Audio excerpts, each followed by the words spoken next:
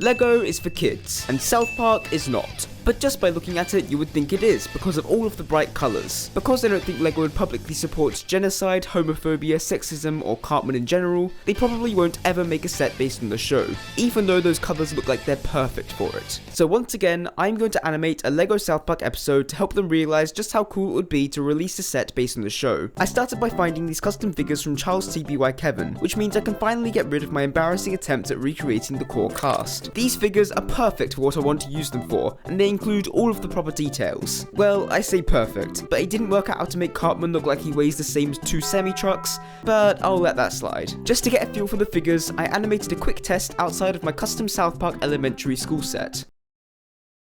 What'd you do to Butters this time? It was genius! I waited till he was totally asleep, right? And then I got my camera, and I pulled down his pants, and then I took a picture of his wiener in my mouth.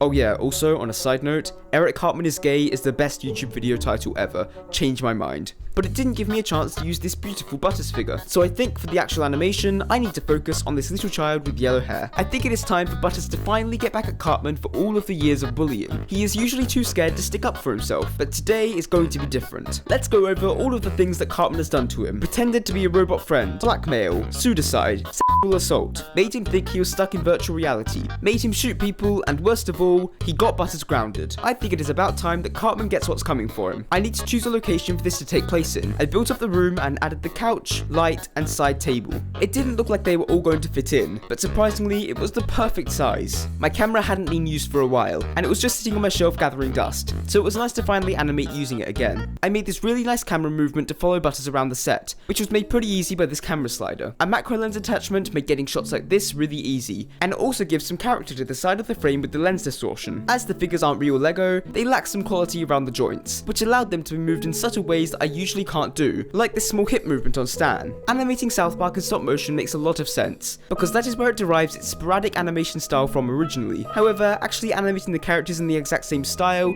would lead to a really awkward fluidity. It just doesn't translate very well over to 3D objects. I finished animating after about 6 hours, but I still needed to get voices for the story, so I went into 11 Labs and used my AI clones of the boys. The final thing to do was go into Critter and animate this crying face for Cartman after Butters tells him what he thinks. And after all of that, here is South Park in Lego Part 2. Shut up, Butters. No one likes you. Hey, I like you, Butters. Yeah, shut up, Cartman. Woo-hoo. Why don't you try to be nicer to people, Cartman? It's not my fault that I'm just so cool and buff. No one else thinks that. Yeah, well, I think you're just a meanie. Cartman, you are the worst. No one likes you because you never think of other people. You are horrible.